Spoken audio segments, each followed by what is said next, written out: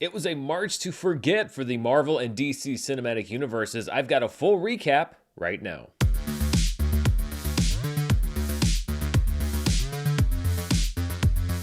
Hello everybody, I'm Dan Murrell, here with a look back at a very tumultuous month of March for both Marvel and DC. Some movies that came out that did not perform as expected, a lot of stuff that happened off screen that caused a lot of controversy. We're going to talk about all of that, but before we do, if you'll permit me just a moment, I want to address something that happened last Friday. There was an outbreak of tornadoes across the country, and there was a devastating one that hit right here in central Arkansas. There's that saying, that something hits close to home. Well, this tornado actually did literally hit close to home. It missed my mom's house by about 100 yards. My best friend since I was 12, the tornado hit their house, his childhood home, and they were not able to access it for a couple of days. The tornado cut a path of catastrophic damage here in my hometown in Little Rock, Arkansas through North Little Rock, Arkansas. And there are now thousands of people who are without homes, who are rebuilding their homes. These are some pictures that we took as I was trying to get to my mom's house to see if it was even still standing. And this was right after the storm hit. You can already see the scope of this devastation, and then others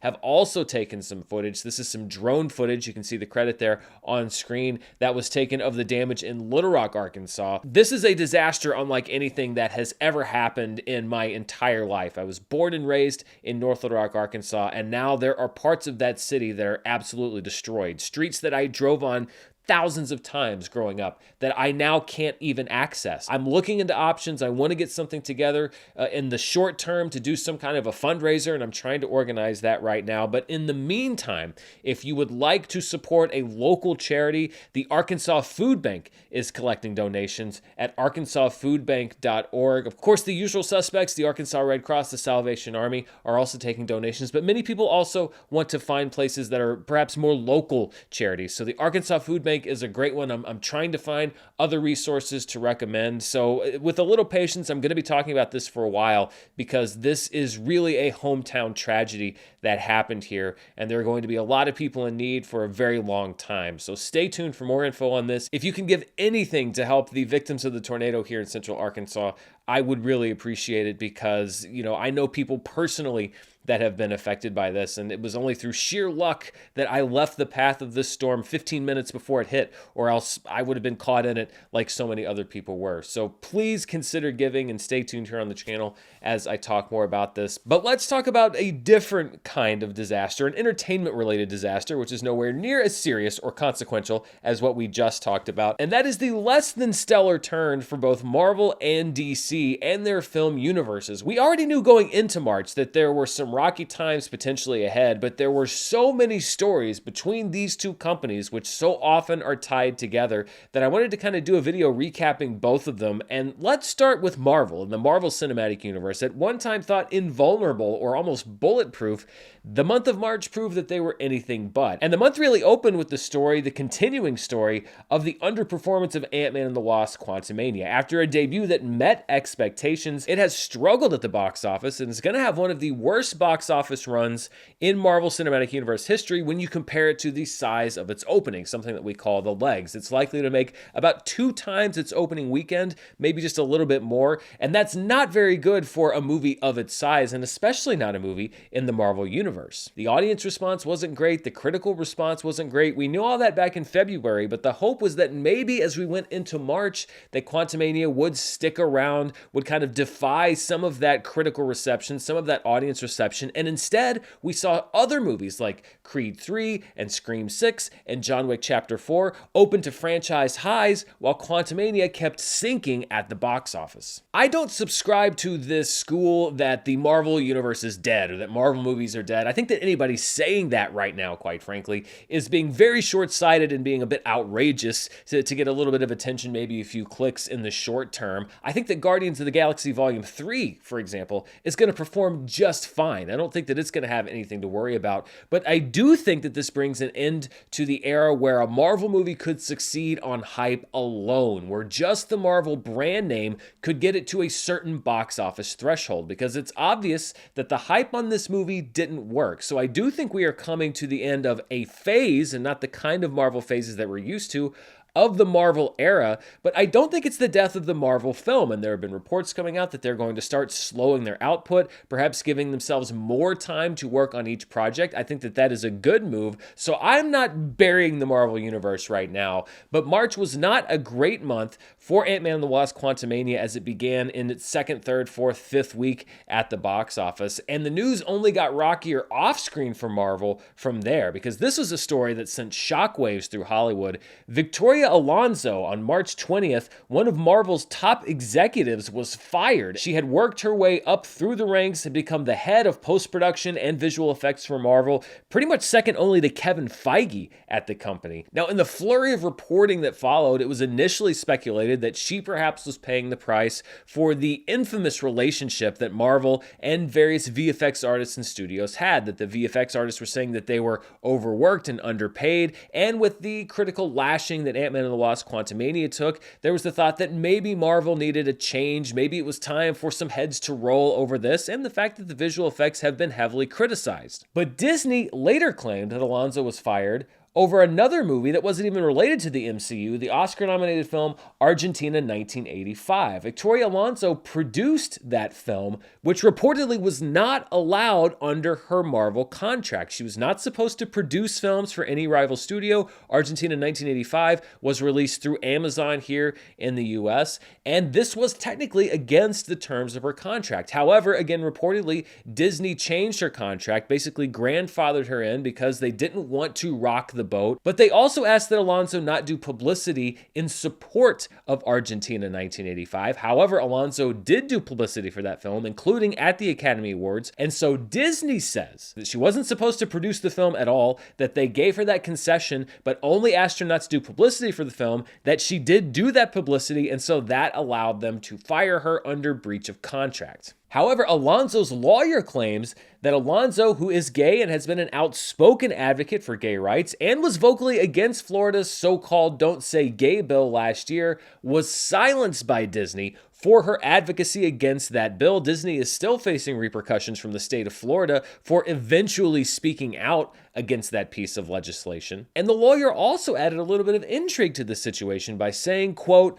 Alonso was terminated when she refused to do something that she believed was reprehensible. Later reports have speculated that this reprehensible act was censorship of Ant-Man and the Wasp: Quantumania to blur gay pride signs in a shop window for release in the Kuwaiti market. Alonso allegedly refused to do this, and the work was done instead by an outside vendor. Now, it should be noted that Eternals, which was released after Alonso took over as head of post-production, was censored to remove gay content. However, it was only released several weeks after Alonso took over, so it's unclear if she okayed those changes, if those changes were done under her auspices, or whether that was something that predated her spot at the industry. But it does seem to be that this is the line drawn in the sand. On another side, though, there have also been reports that came out since Alonso's firing that she was not a popular figure amongst the VFX community, with some people saying that she was deemed to be a kingmaker who would blacklist houses that displeased her. And there was a report that came out from Vulture's Chris Lee, who claimed that Alonso had said of Marvel movie directors, quote, they don't direct the movies, we direct the movies, and that Marvel specifically targeted indie directors, including Ryan Coogler and others, out of film festivals because Marvel then could decide what the look of the movie was, and they could kind of push around these indie filmmakers who didn't have that much experience in the industry. Now, a lot of this is rumor and speculation, and a lot of it is posturing, and it's hard to parse through all of it. If you want my personal opinion, I think that Victoria Alonso was a person who made waves at Disney, not just inside the company, but outside the company. She was outspoken with things like the support of the Don't Say Gay bill, which she publicly pressured Disney to speak out against. And I think that that did cause several different headaches for people inside the Disney Corporation, and she probably was a troublesome presence for many Disney executives and others. However, it's also very evident that Marvel does have a bad name in the visual effects community, and there was a lot of pressure put on VFX artists, and those effects specs were criticized by many as being substandard, and that all came under Alonso's leadership in the last 2 to 3 years. So the question is, following the underperformance of Ant-Man and the Wasp: Quantumania, were heads always going to roll? Would it always have been Victoria Alonso's head, regardless of what else she said?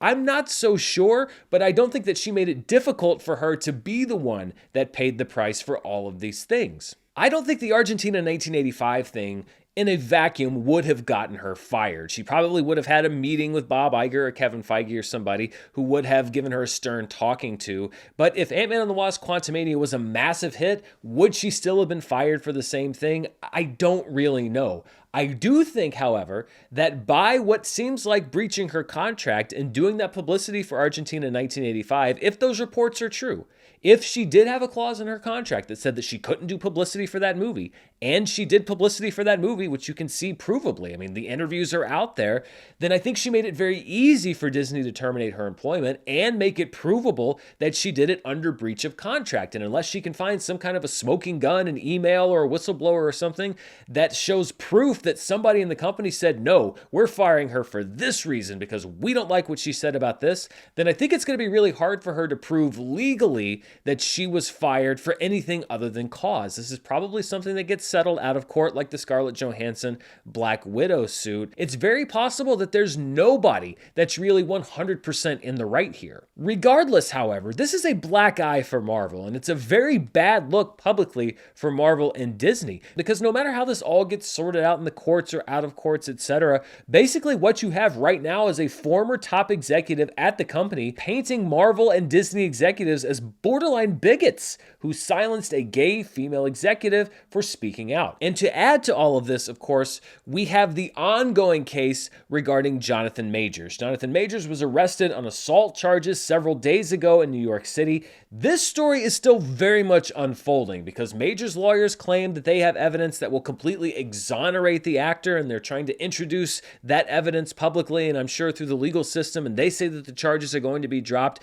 That is still pending, and there's not really enough information to say either way which way that this case is going to go. And frankly, Kang and the MCU and all that stuff is the least important factor in this situation. This is one of the situations that transcends any sort of fictional world and is really important in the real world. The reason that I bring it up here is because it just adds to the headaches that Marvel and Disney faced in the month of March. When you look back on it, you had an underperforming sequel that laid a shaky foundation for the next phase, the firing of a top executive that she's painting as silencing a voice of dissent, and now the arrest of one of your rising stars on pending assault charges. Ironically, the least controversial thing that happened at Marvel in the month of March was something that would have generated the most headlines in years past, and that is Disney laying off Ike Perlmutter, the head of Marvel Entertainment, as part of its initial round of layoffs and folding Marvel's non-movie divisions into other parts of the Disney company.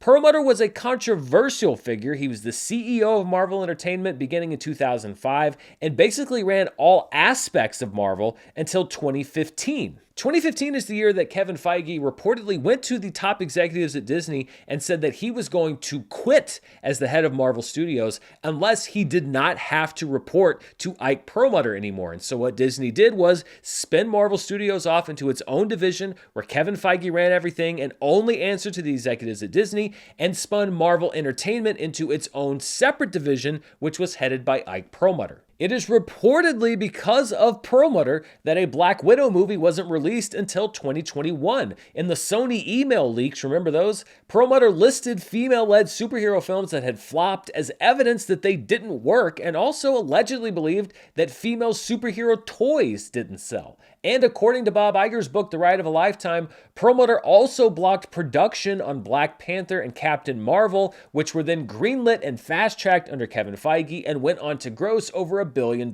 worldwide each. You know you've had a rough month when the least controversial thing that you did was to lay off an 80-year-old man, but that's just where Marvel and Disney are right now. Even though Perlmutter's influence over the MCU in particular had been nullified years ago, this was a move saying that Marvel is moving forward, not just Marvel Studios, but Marvel Entertainment, and that they're going to take the next step into the future. The question now is, what will that future entail? So that's the story on Marvel. Before we get to the story on DC, I want to thank the sponsor for this video, ExpressVPN. When you use the stall at a public bathroom, you always close the door behind you, right? Right? Well, you close that door because you don't want some rando watching you do your business, unless you do want them watching, in which case that is your business. Privacy is important, and that's why I use ExpressVPN, and I think you should too. You may think you're browsing privately, but even in incognito mode, your internet service provider can see every website you visit. ExpressVPN creates a secure encrypted tunnel between your devices and the internet, which means your online activity can't be seen by anyone, including your service provider. ExpressVPN is incredibly easy to use. All you have to do is open the app and push one button to get started. And it works on phones, laptops, and even routers so that anyone who shares your Wi-Fi can be protected. It's as easy as, well, closing the bathroom stall. I travel a lot, and this adds so much peace of mind to know that whether I'm browsing at home, at an airport, on a plane, or at a hotel, that my browsing data is safe and anonymous. Secure your online activity today by visiting expressvpn.com/Murrell. That's expressvpn.com/Murrell, Murrell, and you can get an extra 3 months free at expressvpn.com/Murrell. So in a normal month, all of these problems at Marvel would have dominated the headline, but as fate would have it and probably COVID delays would have it, we also had the next chapter in the slow death of what we have known as the DCEU, the DC Extended Universe, with the release of Shazam, Fury of the Gods, which, given its budget, its performance, and the lack of pandemic-related caveats, may go down as the worst performing film in the winding down history of the DCEU. After a shockingly low opening weekend, Fury of the Gods fell nearly 70% in its second weekend, and it's now on track for a domestic total not much higher than the opening weekend of the first Shazam movie. And it gets even worse when you look at its worldwide gross. Worldwide, it appears that Shazam Fury of the Gods won't even match the grosses of Wonder Woman 1984 and The Suicide Squad, both movies that were heavily affected by the fact that they were available day and date on HBO Max. Even by dying cinematic universe standards, that's a pretty bad performance. But it's not all box office with Fury of the Gods, because the battles have been waged off-screen as much as they've been waged on-screen, largely by Zachary Levi, who's been doing a lot of Instagram live streaming lately. Putting aside social media comments from before the movie came out that made headlines not related to the movie, after Shazam's release, Levi blamed studio marketing for the movie's failures, then denied that he blamed Zack Snyder and his fans for the movie's failure, then seemed to confirm that Dwayne Johnson killed a Shazam appearance in Black Adam, then denied that he blamed Johnson for the film's failure, and had to refute headlines that he'd said on IG Live that Shazam Fury of the Gods was a better movie than John Wick Chapter 4. For their parts, director David F. Sandberg publicly said he was happy to be moving on from superhero filmmaking, and star Rachel Zegler seemed to point the finger at critics for unfairly panning the movie. In short, the conversation about Shazam Fury of the Gods was about everything but the movie. And this is where everything comes back around to, as all things must, Dwayne "The Rock" Johnson, because yes, even he caught some shrapnel in the month of March. We already know that The Rock had a huge influence on the goings-on at DC after it was revealed that he lobbied and eventually got a Henry Cavill cameo in the end-credits scene of Black Adam that really only muddied the waters, and this all led to an embarrassing series of events where Henry Cavill announced his triumphant return as Superman, only to have to backtrack days later and say that he actually wouldn't be coming back under the new DC universe. But reports emerged after the release of Fury of the Gods that The Rock's influence didn't just touch Superman and Black Adam, but that it had reached all the way over into the Shazam franchise as well. Here's what we know for sure. Originally, Black Adam and Shazam were supposed to be introduced in the same movie, but Dwayne Johnson vetoed that idea, and in 2017 it was announced that Black Adam would have his own movie. We also know that Johnson wanted Black Adam to eventually have a showdown not with Shazam, but with Superman. He told Cinema Blend last October that this showdown was the whole point of doing the Black Adam movie. This would essentially place The Rock at the center of the DC universe alongside Henry Cavill, which of course culminated in that ill-fated brief Cavill appearance during the end credits of Black Adam. Now, admittedly, this is a little weird to begin with, because Shazam and Black Adam are the ones that are the arch enemies. This would be like if there was a mid-credit scene in Venom that set up a fight with Iron Man. It just doesn't make much sense. In an exclusive story that broke in March, The Wrap reported that a version of the mid-credits scene that we saw in Shazam: Fury of the Gods was supposed to happen in Black Adam. In that scene, Shazam was going to make an appearance in the movie to be recruited by Hawkman and members of the Justice Society, but Dwayne Johnson vetoed that idea and went with the Superman teaser instead. And this is where it gets even more interesting, because prior to taking over DC Studios, Peter Safran, who produced Shazam: Fury of the Gods, decided to use that mid-credits teaser that Johnson vetoed in Black Adam in Shazam: Fury of the Gods instead. And they were still going to have those Justice Society members show up and recruit Shazam, but at the 11th hour, Johnson vetoed